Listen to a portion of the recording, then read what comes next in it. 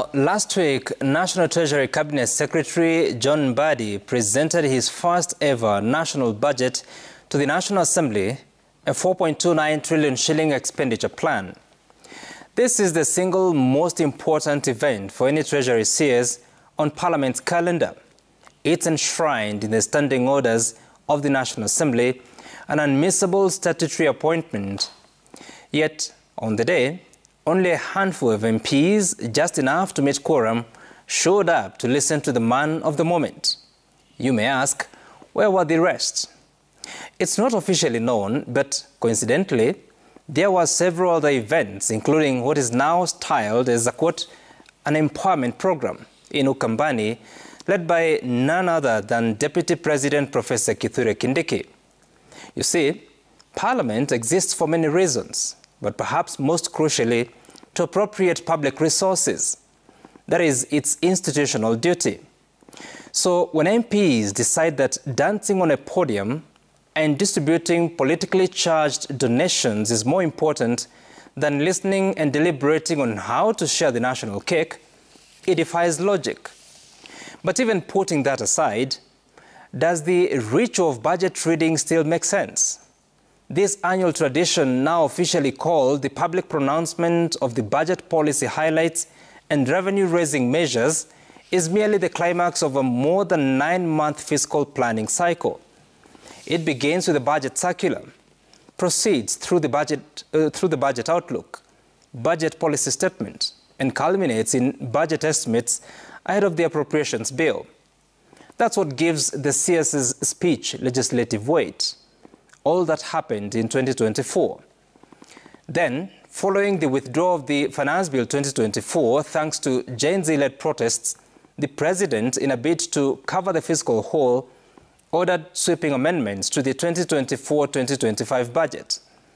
Both recurrent and development expenditures were slashed. But what do we have now? 3 supplementary budgets, yes, 3, have since been introduced. The latest landed just 11 days before the end of the financial year. CS Mbadi spearheaded 2 of them. And here is the twist. Most of what was reduced in reaction to the protests has been quietly reinstated and even topped up. Take the State House budget, for instance.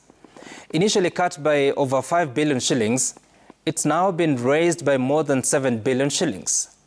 All this happened with Parliament's active cooperation. They facilitated these increments, undermining the very logic of expenditure cuts. Maybe that explains why some MPs prefer the dance floor of a political rally where they can throw shade at opponents and ride the empowerment caravan through the murky terrain of Kenyan politics.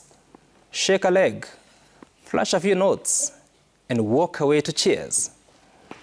And then a week later, show up in Parliament, or not, to skim through a 700-page supplementary budget, reworking what they passed, or rather rubber-stamped, just 12 months ago. Where is the sense? Where is the sense of fiscal discipline? Where is the sense of engaging Kenyans in hard, logical conversations about a national budget? Allow me to get a little technical.